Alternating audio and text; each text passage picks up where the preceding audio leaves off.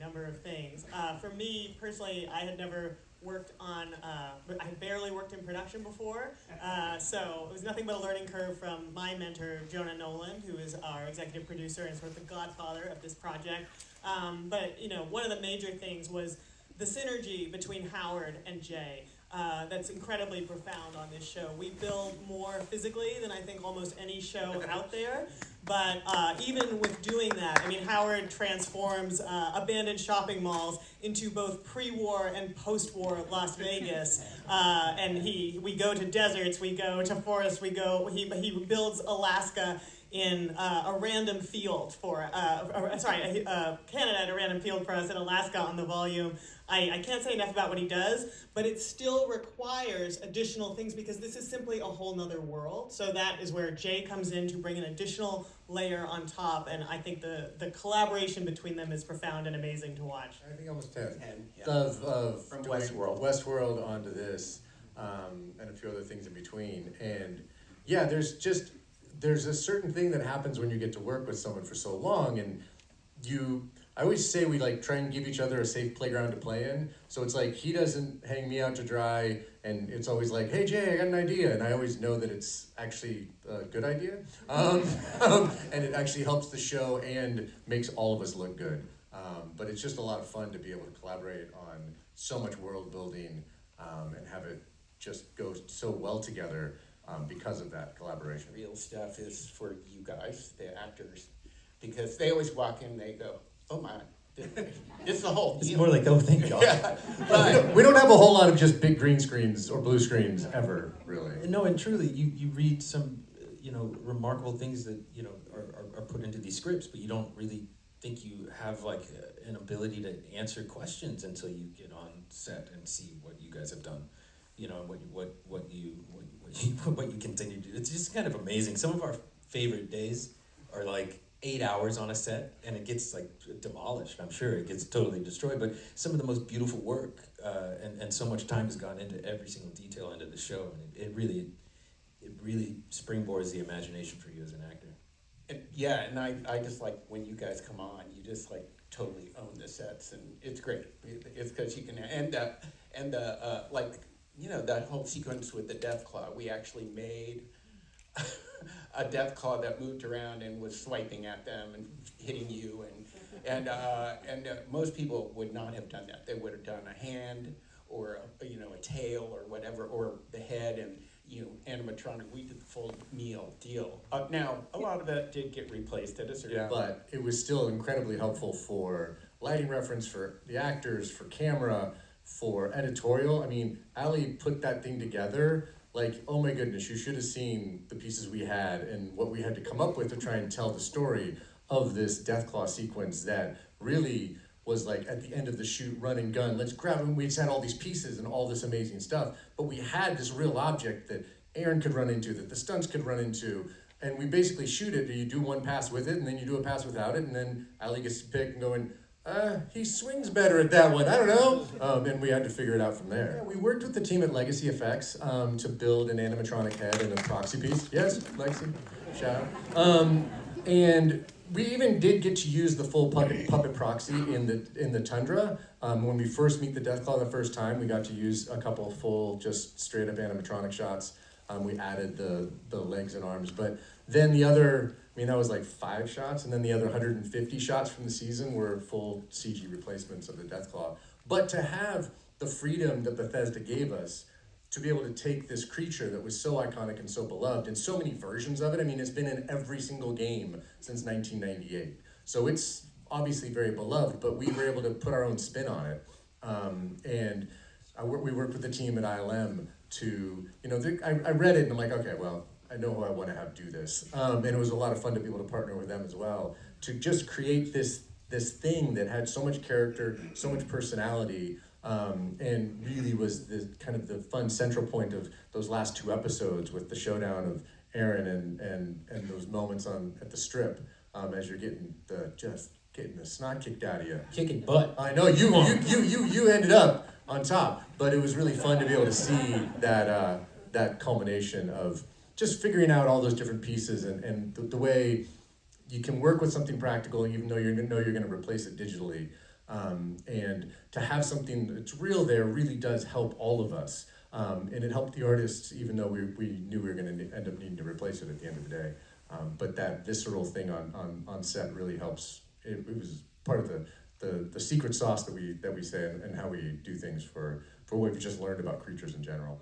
We very much see ourselves as part of the timeline of the games. So we attempt to be truthful to the games and honor the games wherever we possibly can, and this creates a tremendous challenge for everybody, especially Howard, Dayna, and Jay, who are, Howard, for example, every pixel of the landscapes and the environments that he's having to create, the gamers know and love, and we want to honor them. Well, this season, season 1 was looser and wasn't based on a single game, but the challenge for season 2 was we have to honor the game, and we do honor the game on the show. It's like, we could have made a choice early on, like we didn't really need to do that, but the game is, there's such cool, crazy things in it. The best thing you could do is make it real, and that's what and film it.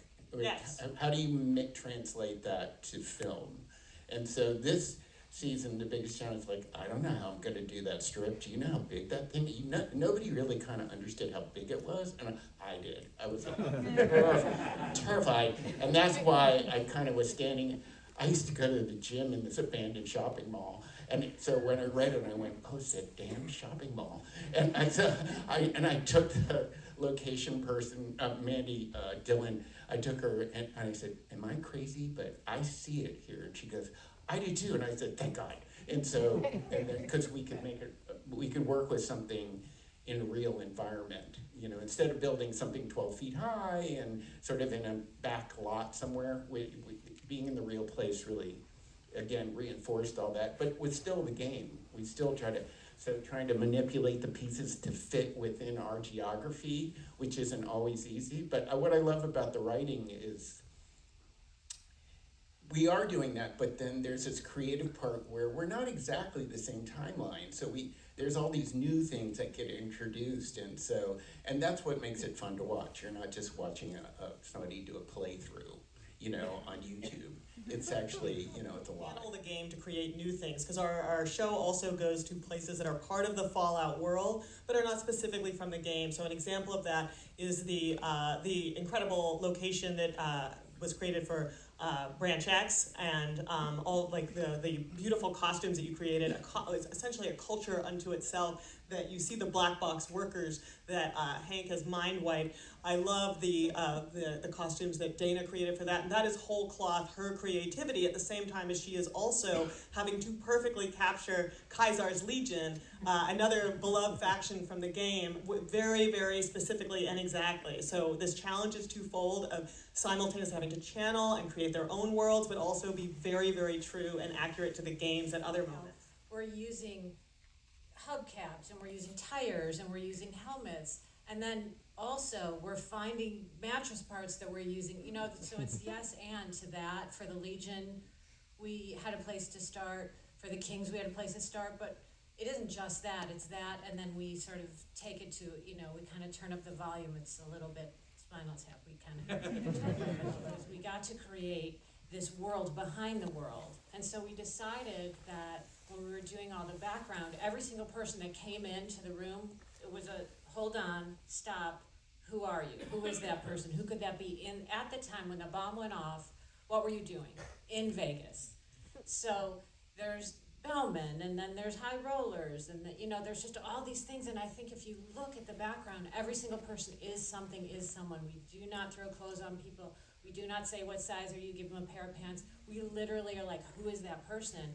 And part of what we got to do was so paid off, because when I watched people go onto set and see what we did, they didn't have any idea that what they were going to see. So it was an entire world behind the world, and every actor had fun doing it. It was really so satisfying for us to just walk out into that set, see what Howard did, and then see the people that we dressed in that world and watch them take it all in and take each other in. It's a gift to be able to help, tell that story.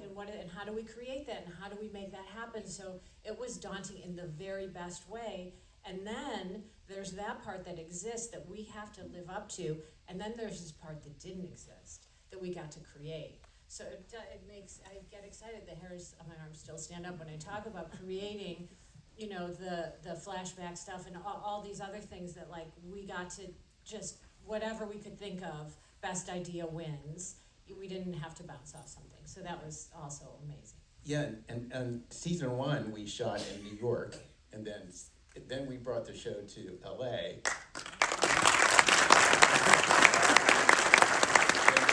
For me, I got to work with an amazing crew in New York, and then when I showed up in LA, you know, it was honestly right after the writer's strike, and so I got the best people. I was so lucky, but they all arrived, and it was like, and I remember Dayna writing, everybody goes, how the heck are we gonna figure this out? And so I was the I was the only one on the direct crew. Jay was there too, but they all showed up, and I said, we'll figure it out. That's what I thought when I first said, how am I ever gonna know this story so well, and all those things that the fans love and stuff.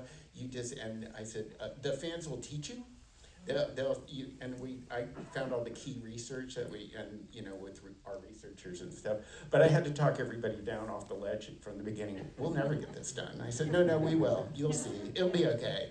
And in the end, and then it's a thing where everybody got into it, and everybody gave each other energy. It was really great. And just like Dayna said, that kind of fear is sometimes really creatively helpful. On this scale, a lot of projects are, I've worked on a handful of things that have been this large, but they don't always run this way. And, I often don't know what I'm going to do on a day until I get a text on my ride in from Geneva and I walk onto your set and I get this bomber jacket. There's so many things that really have to be put together from all of us constantly. I'm a kid of theater. And maybe the only thing I bemoan about doing plays is tech week. You put everything together in like a week's time. I don't know if anyone knows theater, but this is a process where we're always in conversation with each other, and it really makes me love the process. And I don't feel alone. I don't feel like the director is left after we open, and I'm just stuck now with everybody else going. Group-wise, everybody talks. We all go back and forth. We all learn something from each other, and then in terms of the writing too, we have these big meetings and everybody talks about and ideas are accepted or rejected, but mostly accepted, and we all kind of run with it, and so each of us contribute that way, and which makes something this size doable. Otherwise, it would have just been, but it was just incredibly fun, hard, but incredibly fun.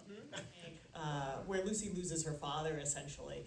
I cried every time I watched Ellie's cuts because she had so beautifully put the images together and knew when to lean into Lucy's experience versus what Hank was experiencing. And the other thing I think that's important to understand about Allie's work is she's not just editing within the scenes, she is also restructuring the story in many cases with us in post.